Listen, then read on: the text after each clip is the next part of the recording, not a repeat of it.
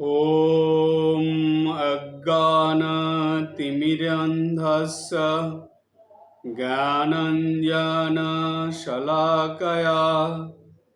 चक्षुरुन्मीलितं येन तस्मै श्रीगुरवे नमः। तस्मै श्रीगुरवे नमः। ॐ ब्रह्मानन्दं परमसुखदं केवलं ज्ञानमूर्तिं नन्दातीतं गगनसदृशं तत्तमस्यादिलक्ष्यं भावातीतं त्रिगुणरहितं सद्गुरुं तं नमामि। ॐ ब्रह्मानन्दं परमसुखदं केवलं ज्ञानमूर्तिं नन्दातीतं गगनसदृशं तत्तमस्यादिलक्ष्यम् एकं नित्यं विमलमचलं सर्वाधिसाक्षिभूतं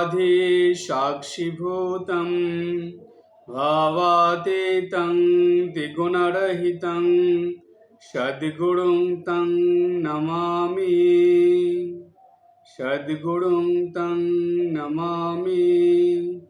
सद्गुरुं तं नमामि।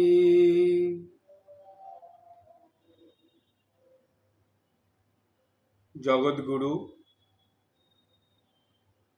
ঠাকুর শ্রী রামকৃষ্ণদেব এবং গুরুদেব তার চরণে আভূমি লুণ্ঠিত প্রণাম জানাই। আজ এই শুভ গুরু পূর্ণিমার দিনে গুরুদেবের স্মরণ মনন, পূজা, গুরুদেয়া মন্ত্র জপ, গুরুবাক্য পালন, এগুলো প্রত্যেকটা দীক্ষিত ভক্তের অবশ্যই করণীয় কর্তব্যের মধ্যে পড়ে। সব দীক্ষিত ভক্তরাই কম বেশি করেন। গুরুদেবের যে পূজা, সেই গুরু পূজা শুধু ঠাকুর ঘরে বসে গুরুদেবের পূজা করলেই গুরুদেবের পূজা হলো, সেই ধারণাটা সম্পূর্ণটা ঠিক নয়। কারণ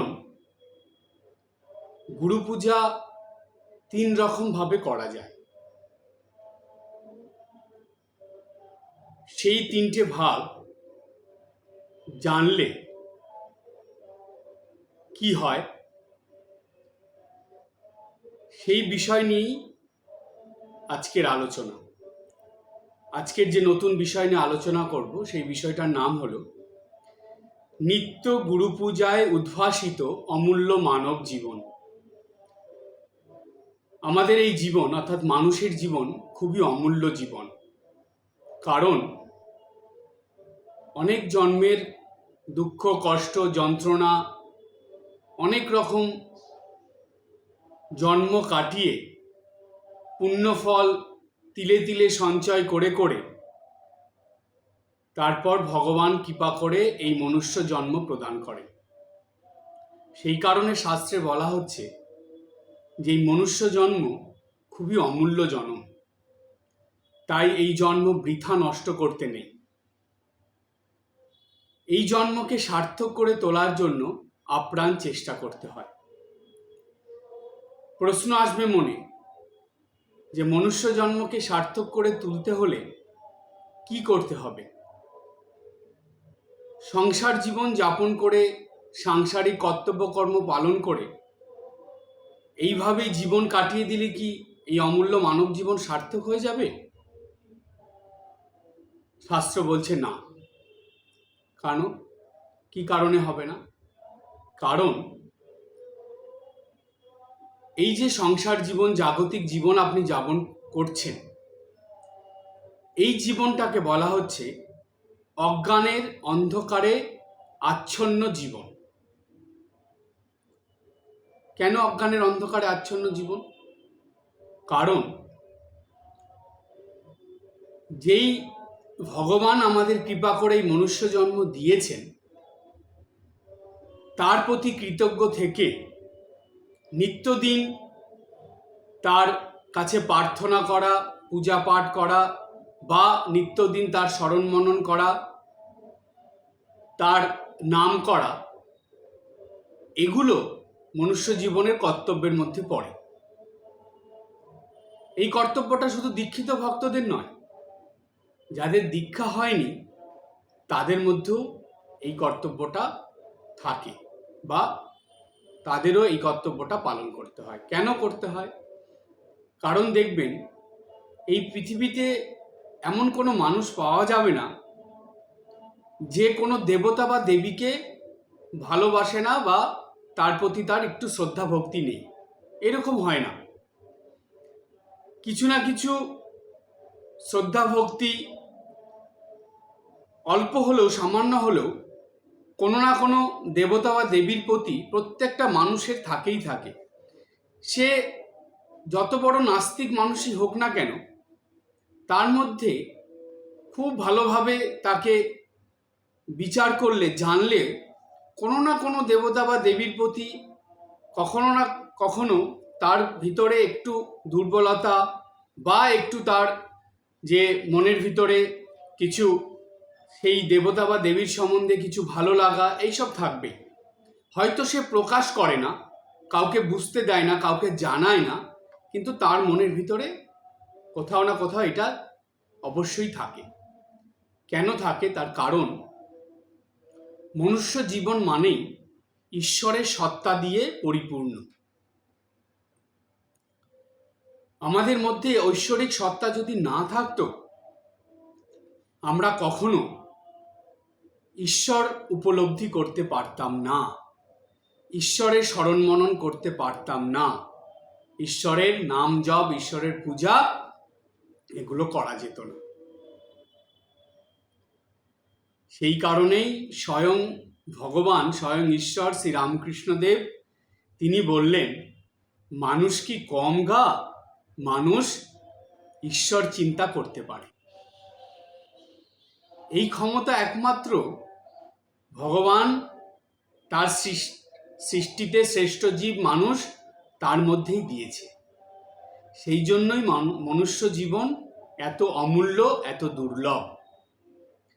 তাই এই দুর্লভ বা অমূল্য মনুষ্য জীবনকে সর্বদা ঈশ্বরের আলোয় উদ্ভাসিত করে রাখাই হলো আমাদের দৈনন্দিন কর্তব্য কর্মের মধ্যে পড়ে। একথা জানার পর এখন মনে প্রশ্ন আসবে যে আচ্ছা, আমরা তো নিত্যদিন এত কিছুর মধ্যে থাকি, সকাল থেকে রাত পর্যন্ত কত দিক সামলাতে হয়, সংসারের দিক সামলাতে হয়, অফিসের দিক সামলাতে হয়, পারিবারিক দিক সামলাতে হয়, সামাজিক দিক সামলাতে হয়, কত কিছু। তার মধ্যে যদি কঠিন কোনো পথ থাকে যে সেই পথে আমাকে ক্রমাগত এগিয়ে গিয়ে এই জীবন ধন্য করতে হবে বা এই জীবনে ঈশ্বরের আলো আনতে হবে, ঈশ্বরের আলোতে এই জীবন ভরিয়ে তুলতে হবে, তাহলে আমরা ওই পথে যেতে পারবো না। কারণ ওই কঠিন পথে এমনিতেই আমরা কঠিনের মধ্যেই জীবনযাপন করি, তার মধ্যে আবার নতুন করে কোনো কঠিন পথে কেন যাব? সত্যি তাই, ভীষণ প্র্যাকটিক্যাল কথা এটা। সেই কারণে ভগবান যেহেতু তিনি মনুষ্যকে সৃষ্টি করেছেন, তো মানুষের কি অবস্থা হবে বা মানুষ কেমন চিন্তা ভাবনা নিয়ে চলবে, যুগের পরিবর্তনে মানুষের চিন্তা ভাবনা পরিবর্তন হয়। সত্য যুগে মানুষ খুব কঠোর পরিশ্রম করতে পারতেন, তারপরে যত যুগের পরিবর্তন হয়েছে, মানুষের এই কঠোর পরিশ্রম করার প্রবণতা, ইচ্ছা, শারীরিক শক্তি সব কমে গেছে। কলিযুগে সেটা অনেকটাই কমে এসেছে। সুতরাং কলিযুগে মানুষ এটা পারবে না। তাহলে উপায় কি? তখন ভগবান একটা উপায় করলেন যে ঠিক আছে, এমন একজনকে এই দায়িত্বটা দেওয়া হবে যে তোমাদেরকে বা অর্থাৎ মনুষ্যকে, মানবকে সহজে আমার কাছে পৌঁছে দেবে, অর্থাৎ সহজে আমার কাছে আসতে সাহায্য করবে এবং সে এমন কিছু উপায় বা এমন কিছু পদ্ধতি তোমাদের জানিয়ে দেবে, সেটা তোমরা যদি অবলম্বন করে চলো, সেটা যদি পালন করে চলো, তাহলে তোমাদের এই অমূল্য মানব জীবন ঐশ্বরিক আলোতে উদ্ভাসিত হয়ে থাকবে, অর্থাৎ ঐশ্বরিক আলোতে ভরে থাকবে। এবার মনে প্রশ্ন আসে, আচ্ছা তাহলে তিনি কে, তার কি পরিচয়, তিনি কিভাবে আমাদের ঈশ্বরের কাছে নিয়ে যাবেন? তিনি হলেন এই অজ্ঞান যে অন্ধকার সংসার জীবনে বা জাগতিক জীবনে, সেই অজ্ঞান অন্ধকার থেকে ঐশ্বরিক আলোর দিকে নিয়ে যান। এবং তিনি কি করেন? আমাদের চোখকে উন্মিলিত করে দেন। উন্মিলিত মানে খুলে দেন।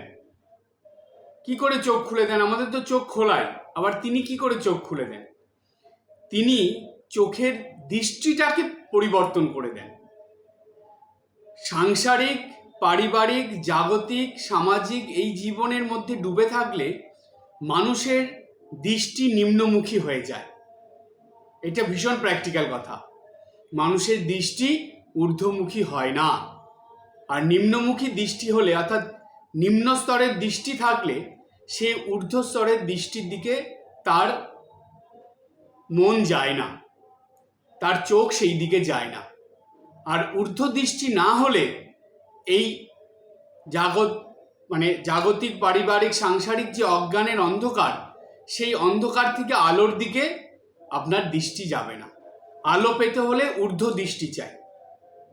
তাই এখানে বলা হলো চক্ষুর উন্মিলিতম ইয়েনা।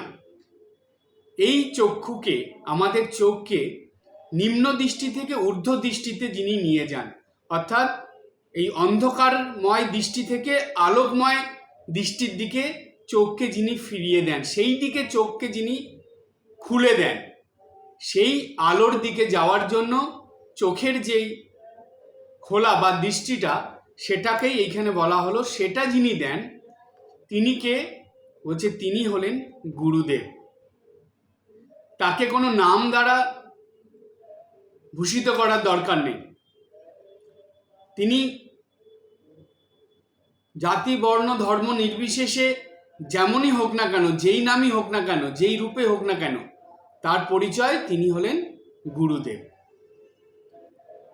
গুরু কথার মধ্যেই কেন এই গুরুদেব, অন্য কোনো নাম নয় কেন? কারণ গুরু কথার মধ্যেই এই অর্থটা লুকিয়ে আছে, যিনি এই অজ্ঞান অন্ধকার থেকে আলোর দিকে নিয়ে যান, তিনি হলেন গুরু। আর দেব কথার মানে তিনি দেবতা তুল্য, তিনি মানুষ নন, অর্থাৎ দেখতে মানুষের মতন হলেও, তিনি মানব শরীর ধারণ করলেও কিন্তু তিনি আমার কাছে মানুষ নন। কারণ যেহেতু তিনি ঈশ্বরের কাছে আমাকে নিয়ে যাচ্ছেন, আমাকে পৌঁছে দেওয়ার ব্যবস্থা করে দিচ্ছেন, আমার পথ তিনি তৈরি করে দিচ্ছেন ঈশ্বরের কাছে যাওয়ার, এমন মহান কাজ যিনি করছেন, তিনি স্বয়ং দেবতা আমার কাছে। তাই তার নাম হলো গুরুদেব। তো এই গুরুদেব কি করেন? তার শিষ্যদেরকে তিনি ঈশ্বরের কাছে পৌঁছে দেন। কিভাবে পৌঁছে দেন? কোনো কঠিনভাবে না, কখনোই নয়। তিনি খুব সহজভাবে তার শিষ্যদেরকে ঈশ্বরের কাছে পৌঁছে দেন, সেই ব্যবস্থা তিনি করে দেন। এবার দুটো কথা এখানে ভীষণ মনে রাখা প্রয়োজন। প্রথম কথা হলো, ঈশ্বর মানবের প্রতি কৃপা করে, মানুষদের প্রতি, তার এই সৃষ্টির শ্রেষ্ঠ জীবের প্রতি কৃপা পরবশ হয়ে গুরুদেবের সন্ধান দিয়ে দেন এবং গুরুদেবের কাছ থেকে দীক্ষা হয়। গুরুদেব তাকে ওই দীক্ষার দিন থেকে ঈশ্বরের কাছে পৌঁছানোর সমস্ত কিছু বলে দেন, পথপ্রদর্শক হয়ে যান তিনি। তিনি এমনও করেন সেই দিন থেকে যে শিষ্য ঈশ্বরের পথে চলবে, তার সঙ্গে সঙ্গে গুরুদেব থাকেন, অর্থাৎ তার নির্দেশিত পথে সেই শিষ্যকে চলতে হয় গুরুর পিছন পিছন, অর্থাৎ গুরুর হাত ধরে বা গুরুর পথ অনুসরণ করে শিষ্যকে চলতে হবে। চললে কোথায় গিয়ে পৌঁছাবো, বা সেই শিষ্য গিয়ে পৌঁছাবে কোথায়? ঈশ্বরের কাছে। সেই জন্য দ্বিতীয় যে কথাটা মনে রাখতে হয় সেটা হলো যে গুরু নিজে ঈশ্বরের কাছে যখন শিষ্যকে নিয়ে যান, নিয়ে গিয়ে গুরুদেব যে ইষ্ট, যে ঈশ্বর ভগবান যার নাম গুরুদেব দিয়েছিলেন, তার সঙ্গে গুরুদেব মিলিত হয়ে যান। অর্থাৎ তিনি আর গুরুদেব আলাদা থাকেন না, তখন এক হয়ে যান। সুতরাং যখন গুরুদেবের ধ্যান করতে হয়, তখন গুরুদেবকে ভাবতে ভাবতে আপনার যে ইষ্ট, সেই ইষ্টর সঙ্গে গুরুদেবকে লয় করে দিতে হয়। তখন গুরুমূর্তি আর থাকে না, তখন সেইখানে ইষ্টমূর্তি এসে যায়। তখন সেই ইষ্টই গুরুদেব হয়ে যান, আর তখনই গুরুদেবের ঠিক ঠিক ধ্যান হয়। অর্থাৎ ঈশ্বরের সঙ্গে মিল করে দেওয়া, ইষ্টের সঙ্গে মিল হয়ে যাওয়া। অর্থাৎ আমার ইষ্ট এবং আমার গুরুদেব তারা আলাদা নন, তারা একই। এটা আরাধনা, ধ্যান করতে করতে, সাধনা করতে করতে এই বোধটা শিষ্যের মধ্যে চলে আসে। এটা নিত্যদিন অভ্যাস করতে হয় যে গুরুদেবের সঙ্গে ইষ্টের লয় করে দিতে হয়। সেই কারণে দেখুন রামকৃষ্ণ মঠ মিশনের পরম্পরায় যখন খণ্ডনভব বন্ধন হয়ে যায়, তারপরে স্বামীজির করা তো এটা, স্বামীজি কি করলেন? স্বামীজি তো স্বয়ং শিব, তিনি তো জানতেন এগুলো, সেই জন্য তিনি করে দিলেন জয় শ্রী গুরু মহারাজ জি কি জয়। অর্থাৎ এই যে গুরু মহারাজ, এই কথার মধ্যে দিয়ে স্বামীজি কি বোঝাতে চাইছেন, কি বলেছেন স্বামীজি, কি এখানে ভাবটা কি? ভাবটা হলো এইটা যে স্বয়ং নিরাকার ব্রহ্ম, তিনি সাকার ব্রহ্ম হয়ে এই পৃথিবীতে যখন এসেছেন অবতার হয়ে, তিনি হলেন এই জগতের গুরু। তাই সুতরাং তিনি আমাদের কাছে গুরু মহারাজ। আমাদের যে গুরুদেব, তাকে এই গুরু মহারাজের সঙ্গে অর্থাৎ ইষ্টের সঙ্গে লয় করে দিতে হবে। তাই মা বললেন যে ঠাকুরই গুরু, তিনি এই মানুষ গুরুর মধ্যে দিয়ে তার সন্তানদেরকে তার দিকে নিয়ে যাচ্ছেন। অর্থাৎ এটা হলো একটা পরম্পরা।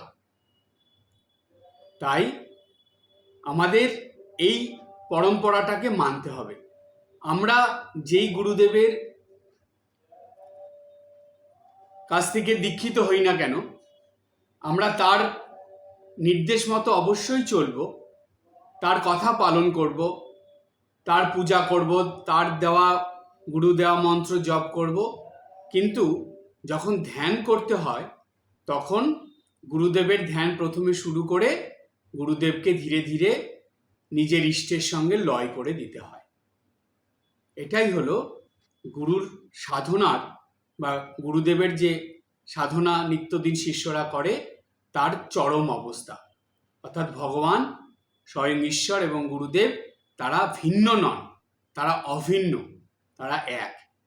এটা এবার এই যে গুরুদেব আমাদেরকে দীক্ষার দিন দীক্ষা দিয়ে দিলেন, তারপরে দেখা যায় যে গুরুদেবের সঙ্গে সেইভাবে কথাবার্তা হয় না, বা হয়তো দেখা হলো, প্রণাম করা হলো, অনেকের অনেক দিন পর পর হয়, অনেকের হয়তো গুরুদেব বেঁচে নেই, গুরুদেব মানে এই মানব শরীরে নেই। কিন্তু জানবেন গুরুদেব সবসময় সূক্ষ্ম শরীরে তার শিষ্যের সঙ্গে থাকেন। তো যাই হোক, এই স্থূল শরীরে তিনি নেই, কিন্তু সূক্ষ্ম শরীরে আছেন। কিন্তু এই যে গুরুদেব সবসময় আছেন, স্থূল শরীরে যতদিন আছেন আছেন, স্থূল শরীরে না থাকলে তিনি সূক্ষ্ম শরীরে থাকেন।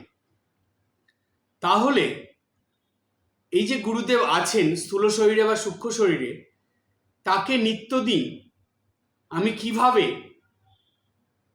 অনুভব করতে পারি, তার পদ্ধতিটা কি, এবং সেই গুরুদেবের অনুভবের ফলে গুরুর আলোকে আমার জীবন যাতে আলোকিত হয়ে থাকে এবং যার ফলে আমার এই অমূল্য মানব জীবন ধন্য হবে, সেই পদ্ধতিটা কি, সেটা কিভাবে সম্ভব? কারণ অনেকের কি হয়, গুরুদেবের স্থূল শরীরে চলে যাওয়ার পর ধীরে ধীরে গুরুদেবের থেকে মন অনেক সরে যায়। হয়তো গুরু পূর্ণিমার দিন একটু গুরুদেবের দিকে মন গেল, আবার 2-3 দিন পরে গতানুগতিক জীবনে গিয়ে গুরুদেবের দিকে আর মন সেরকম যায় না।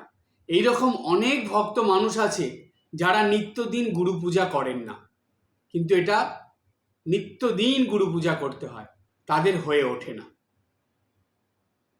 হয়তো গুরুমন্ত্র জপ হচ্ছে, কিন্তু অন্য কিছু গুরু বাক্য ঠিকভাবে পালন, গুরুদেবের ধ্যান বা গুরুদেবের পূজা সেগুলো হয়ে ওঠে না। তাহলে উপায় কি? কারণ শাস্ত্রের নির্দেশ অনুযায়ী যেদিন থেকে তুমি গুরুর কাছ থেকে দীক্ষা পেয়েছো, ভগবান তোমাকে কৃপা করে একজন গুরুদেব দিয়েছেন, সেদিন থেকে তোমার নব জন্ম হয়েছে। সেই জন্মের তমেব মাতা চা পিতা তমেব, এই গুরুদেবই তোমার পিতা, তোমার মাতা। তমেব বন্ধু সখা তমেব, তিনি আমার বন্ধু সখা সব। তো সুতরাং তার সঙ্গে সবসময় আমাকে থাকতে হবে, তার হাত ধরে থাকতে হবে। সেটা কিভাবে সম্ভব? তার কোনো উপায় আছে কি? কঠিন উপায়ের মধ্যে আমরা যাব না, কোনো সহজ উপায় অবশ্যই আছে। এখন আমরা সেই সহজ উপায়ের মধ্যে যাব, অর্থাৎ সেই সহজ উপায়, সহজ পদ্ধতি আমরা জানব, যার দ্বারা আমাদের নিত্যদিন গুরুদেবের সঙ্গ হয় এবং গুরুদেবের আলোকে যাতে আমাদের মন সবসময় আলোকিত হয়ে থাকে, আমাদের জীবন উদ্ভাসিত হয়ে ওঠে, সেই পদ্ধতির মধ্যে এখন আসবে।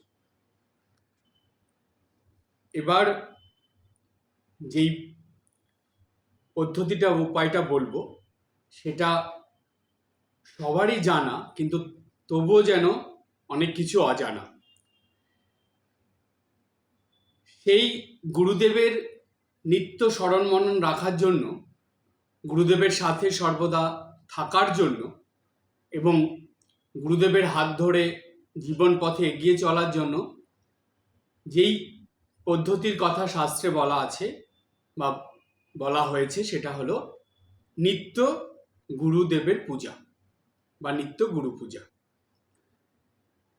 এই যে গুরুদেবের পূজা, এটা আপনারা বলবেন মহারাজ, আমরা তো অনেকেই আছেন যারা নিত্যদিন গুরুদেবের পুজো করে থাকি, কিন্তু এটা সবার জানা যে নিত্যদিন গুরুদেবের পূজা হয়, এ তো আমাদের জানাই, কিন্তু তার মধ্যে অজানা কি? এবার অজানা বিষয়ের মধ্যে আসি। নিত্যদিন সকাল থেকে রাত পর্যন্ত 3 রকম ভাবে গুরু পুজো করা যায়।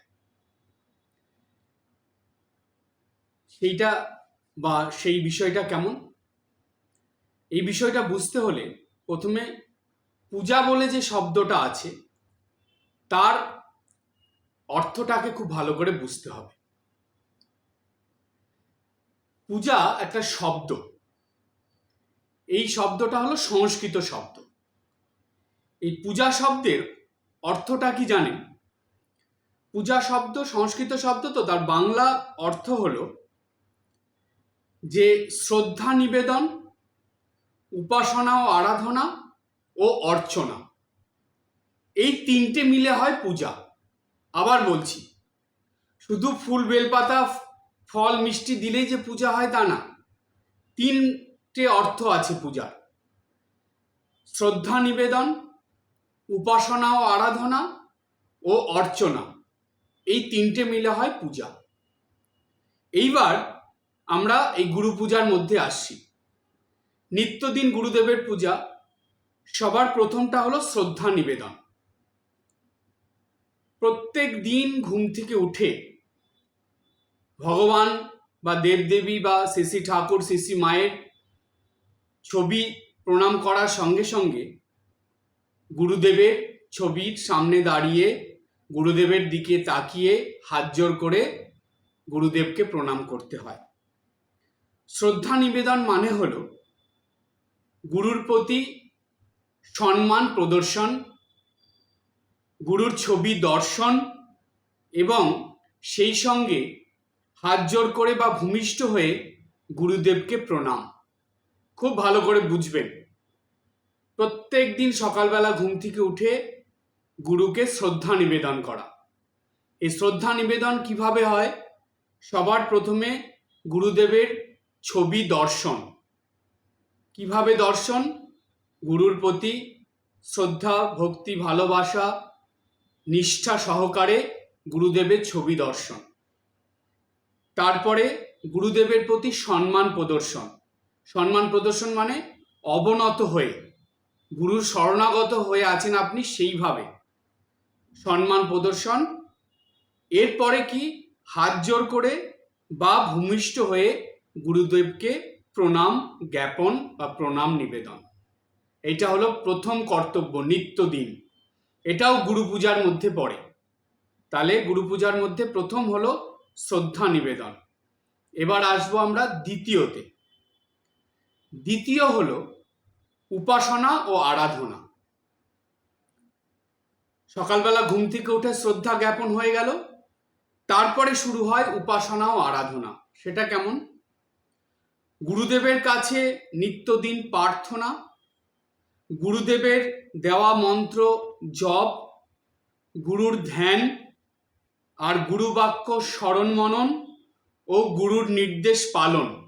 এতগুলো একসঙ্গে পরপর করে গেলে তখন সেটা গুরুদেবের উপাসনা ও আরাধনার মধ্যে পড়ে।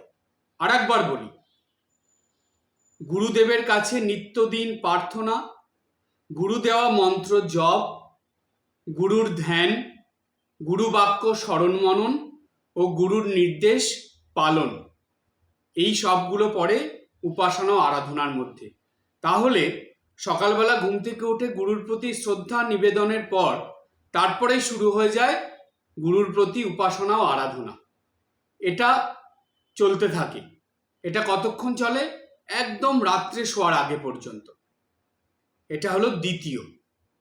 এরপরে 3 নম্বর আছে। তৃতীয়তে কি? তৃতীয়তে হলো অর্চনা। অর্চনা কি? অর্চনা হলো গুরুদেবের পূজা করা। এই গুরুদেবের পূজার মধ্যে আবার দুটো ভাগ আছে। একটা হলো বাহ্যিক পূজা, যেটাকে বলে বাহ্য পূজা, আর দ্বিতীয় হলো মানস পূজা।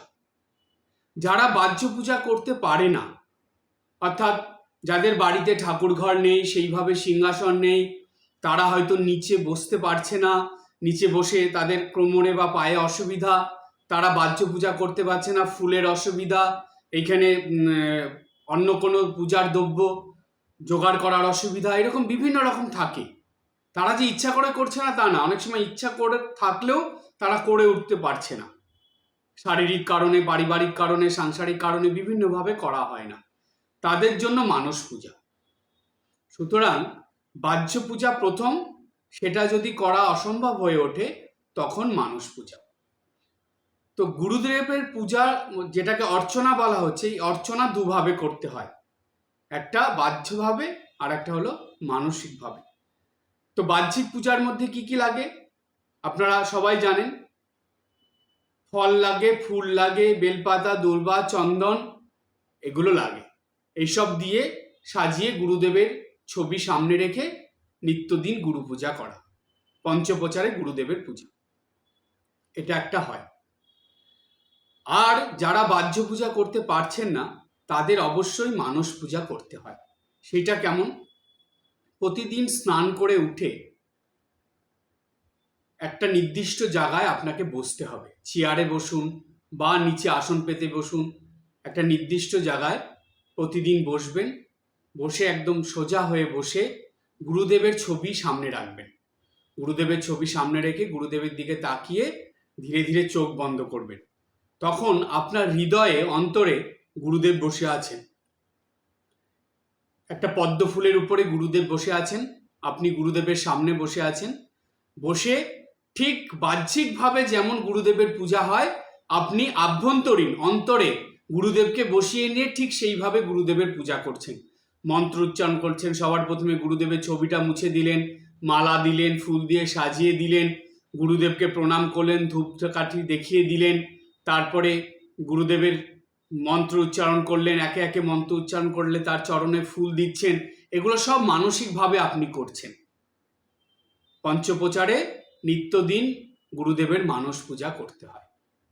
তাই বাহ্যিক পূজা যারা খুব ভালোভাবে জানেন, করেন, আমি গুরু পূজার এটা অনেকবার দিয়েছি, আপনারা অনেকেই পেয়েছেন। সেটা যারা বাহ্যিকভাবে করেছেন তারা এই মানস পূজা খুব ভালোভাবে করতে পারবেন।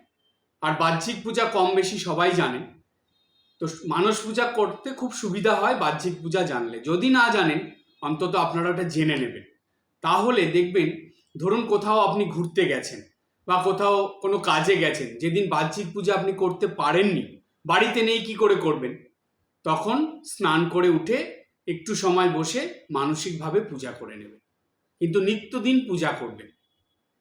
সুতরাং পূজা মানে হলো তিনটে জিনিস নিয়ে পূজা সম্পন্ন হয়। প্রথম শ্রদ্ধা নিবেদন, দ্বিতীয় উপাসনা ও আরাধনা, তৃতীয় অর্চনা। এই তিনটে যখন আপনি সারাদিনের ঠিকভাবে করতে পারবেন তখনই জানবেন আপনার নিত্যদিনের গুরু পূজা সম্পন্ন হলো, তার আগে হয়নি। আর এই তিনভাবে যারা নিত্যদিন গুরুদেবের পূজা করবে, গুরু পূজা করবে, তাদের জীবন গুরুদেবের আলোয় উদ্ভাসিত হয়ে উঠবেই উঠবে, এই বিষয়ে কোনো সন্দেহর অবকাশই নেই। হবেই হবে, কিন্তু করতে হবে নিষ্ঠা, ভক্তি, ভালোবাসা সহকারে, বিশ্বাস সহকারে। এই 3 রকম পদ্ধতিতে নিত্যদিন গুরুদেবের পূজা করতে হবে। এটা সম্ভব। আপনি সংসারে, পরিবারে, সমাজে, এই সারা পৃথিবীর যেখানেই থাকুন না কেন, গুরুদেবের ছবি থাকলেই আপনার কাছে এই 3 রকম পদ্ধতিতে নিত্যদিন গুরু পূজা করা সম্ভব। এটা অসম্ভব নয়। যদি অসম্ভব হতো আমি আপনাদের কখনোই বলতাম না। এটা সম্ভব, একটু চেষ্টা করলেই পারা যায়। তাই আপনারা নিত্যদিন অবশ্যই এই 3 রকম পদ্ধতিতে গুরুদেবের পূজা সম্পন্ন করবেন, তাহলে দেখবেন নিত্য গুরু পূজায় উদ্ভাসিত হয়ে উঠবে এই অমূল্য মানব জীবন। আর একটা জিনিস আছে, সেটাও নিত্যদিন করতে হয়। সেটা কি?